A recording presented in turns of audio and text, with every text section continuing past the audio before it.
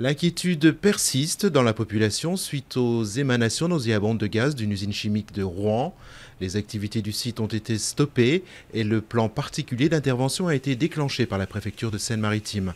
À l'origine de cette odeur, le mercaptan, un gaz qui ne présente aucun risque pour la santé selon le ministère de l'Intérieur. Diabali désormais sous contrôle malien. Comme prévu, l'armée française a laissé la place aux forces maliennes. Même scénario à Douenza, où les forces françaises ont chassé lundi les islamistes armés. Des succès qui confortent l'armée malienne. Elle espère maintenant pouvoir reconquérir le nord du pays en moins d'un mois.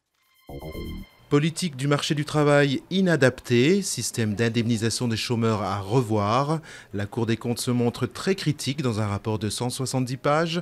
L'institution épingle particulièrement l'assurance chômage, dont le financement apparaît comme difficilement soutenable, avec un déficit cumulé de plus de 18 milliards prévu pour la fin de l'année. Des noces d'or sans enthousiasme pour la France et l'Allemagne. Le président François Hollande rencontre la chancelière Angela Merkel à Berlin pour les 50 ans du traité de l'Élysée. Moins de 10 ans après la Seconde Guerre mondiale, le général de Gaulle et Konrad Adenauer signaient le texte fondateur de l'amitié franco-allemande.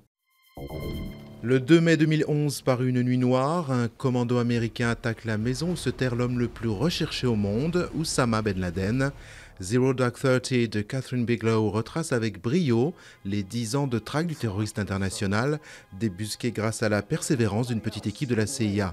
Un récit éloquent qui se veut très proche de la réalité.